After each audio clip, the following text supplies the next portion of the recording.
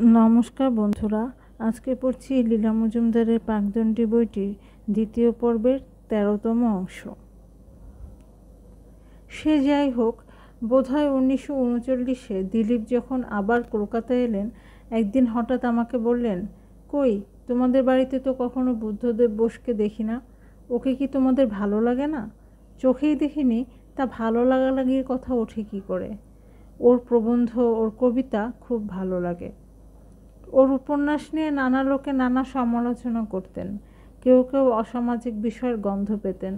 শুনেছি বেচারির যখন একটা ভালো চাকরির নিতান্ত দরকার ছিল, তখন নাকি সবচেয়ে উপযুক্ত প্রার্থী হওয়া সত্ত্বেও সেই অধ্যাপনার কাজটি ওকে দেওয়া হয়নি।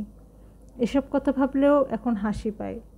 তাহলে তো ইংরেজি সাহিত্যের 3/4 এবং শেক্সপিয়ারের 10/7 বাতিল করতে হয়। সে যাই হোক, দিলীপ যখন বললেন, আমার ইচ্ছা তুমি ওকে নেমন্তন্ন করো, গাড়ি পাঠিয়ে আনার ব্যবস্থা করো, আর তোমার বাবুর্চিকে দিয়ে ভালো ভালো বিলিতি পদ রাঁধাও। মহা খুশি হয়ে সবই করা হলো। মনে আছে, বাগান থেকে বাছাই করা ফুল তুলে ঘর সাজানো হলো।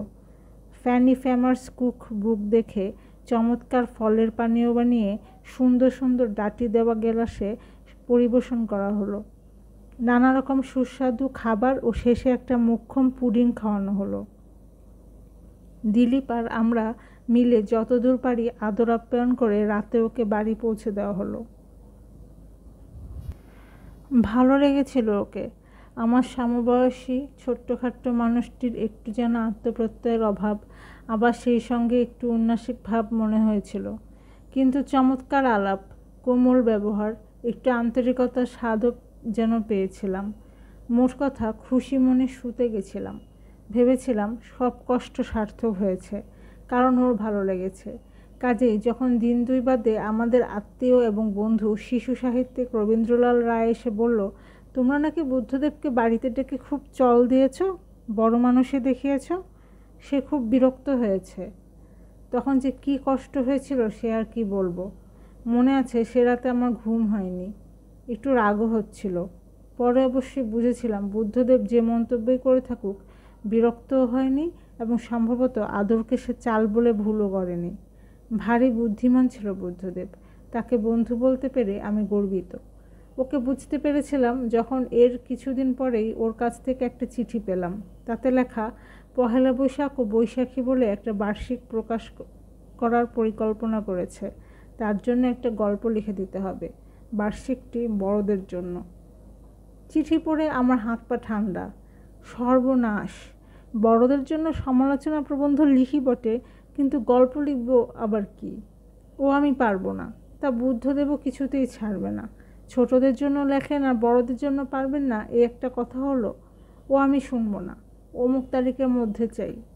আলোচনাটা মুখে হয়েছিল না টেলিফোনে না কি চিঠিতে, কিছুই মনে নেই। খালি মনে আছে, মনের মধ্যে কেমন করে যেন একটা ছোট গল্প জন্ম নিল, ভূতের গল্প। তার নাম সোনালি রূপলি। বুদ্ধদেব সেটা ছেপে দিল। সঙ্গে সঙ্গে আমিও বড়দের গল্প লেখক হয়ে গেলাম। সম্পাদক মশাইরা কেবলই গল্প চাইতে লাগলেন। সেই থেকে আমিও আজ পর্যন্ত অজস্র বড়দের ছোট গল্প লিখেছি। তার মধ্যে নিজেই বিলিতি প্রভাব দেখতে পাই, কাটাছাটা, একমুখী, সরস। তবে আমার কাছে ছোটদের গল্পেরই স্থান প্রথম। সেটা ভালো। বড়দের জন্য বহু ভালো লেখক আছেন, ছোটদের জন্য অনেক কম। তখন পর্যন্ত কিন্তু আমার ছোটদের গল্পের একখানিও বই বেরোয়নি। যা লিখেছি পত্রিকায় বেরিয়েছে, লোকে পড়েছে, ভালো মন্দ বলেছে, তাতেই আমি খুশি ছিলাম। পরিচয়ের বন্ধু গিরিজে ভট্টাচার্য একদিন একজনকে বলেছিলেন, ভদ্রমহিলাকে কাগজ নষ্ট করতে বারণ করো। আরেকজন বলেছিলেন, ছোটদের গল্প লেখার আগে ওর মস্তিষ্কে চিকিৎসা করানো জরুরি। তাতেও ক্ষুব্ধ হয়নি। আমার তখন 30 বছর বয়স। সমবয়সীদের মধ্যে বুদ্ধদেব, অজিত দত্ত, 4 বছরের বড় প্রেমেন্দ্র মিত্র, অচিন্ত কুমার সকলেই বেশ নাম করে ফেলেছেন। কিন্তু আমি তখন তৈরিই হইনি। পড়ি, দেখি, শুনি, মন থেকে তাগাদা এলে একটা গল্প হয়তো লিখে ফেললাম। বই ছাপার কথা ভাবতেও পারি না। কুড়িয়ে বাড়িয়ে হয়তো একটা গল্পের বই, একটা রম্য রচনা হতে পারে। ফুর্তি পাই না। ফুর্তি না পেলে কিছুই করতে পারি না।